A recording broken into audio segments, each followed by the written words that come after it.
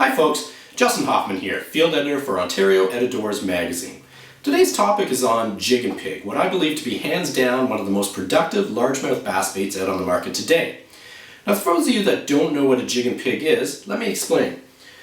It's a two-part bait basically. First of all, you've got yourself a Flippin Jig, and then you couple it up with some sort of a trailer.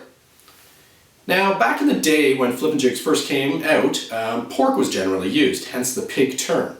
Nowadays, most guys are using soft plastics, be it a craw, a chunk, or a creature bait. Now, simply adding the trailer to the Flippin Jig gives you a Jig and Pig. Now, why do I believe this is one of the most productive largemouth bass baits out on the market? Simply put, you can throw this bait anywhere. It excels in shallow water, deep water, heavy cover, no cover, summer, fall, springtime when the season allows it. This bait can be thrown anywhere.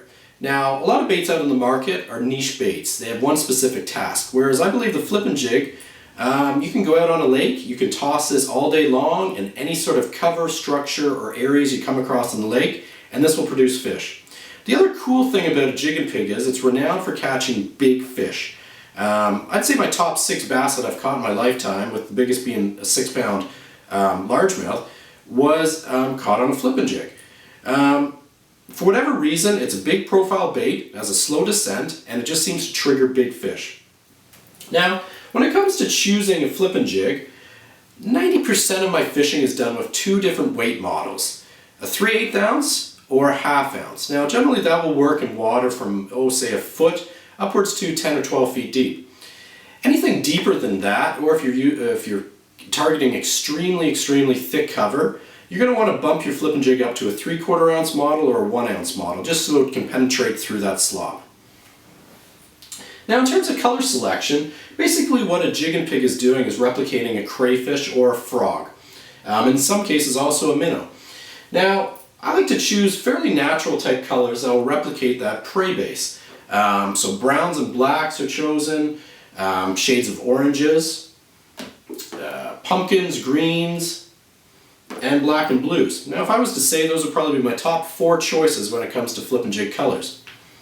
Now in terms of trailers, 2 of my top choices would be a chunk, which we have right here, or a craw design, which we have right here.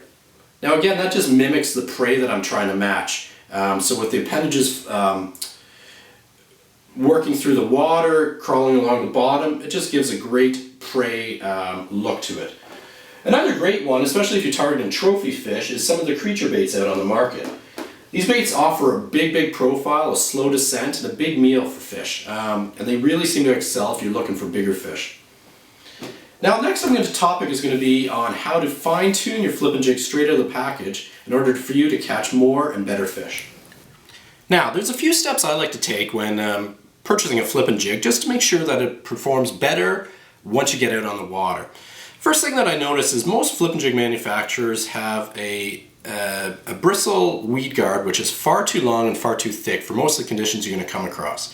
So what I like to do is get a pair of scissors, and you're going to just want to trim down the weed guard just so it's about level with the hook point. Next you want to thin out some of these bristles. So basically I take some from the top, from the front, take some from the back, making sure you cut right at the head of the lure. And basically what you want to be left with is about 10 to 12 bristles at the end of the day. Now fan those out nicely, push it back and forth a few times just so it gets nice and flexible. And that's how your weed guard should look when you take it to the water. Now, next thing I like to do is to bend the hook point out a slight bit. Now, you just want to be careful that you don't damage the hook point or the barb at all, and that's just going to give it a bit of a better grip and hook penetration when a fish hits. Now, one of the next things I like to do is, especially baits that have rattles out on the market today, is they're renowned for a lot of the rattles popping out in the plastic carrying cases. So what I like to do is get a little bit of crazy glue, and you're just going to want to apply a little bit to each end where the Flippin Jig rattles are held in. And that'll just help in keeping them in and not losing your rattles when out on the water or when a fish hits. Lastly, what I like to do is trim up the skirt a little bit. So I like to cut it in a V shape from front to back, and I like to have it about 1/2 inch to 1 inch below the bottom of the bend of the hook.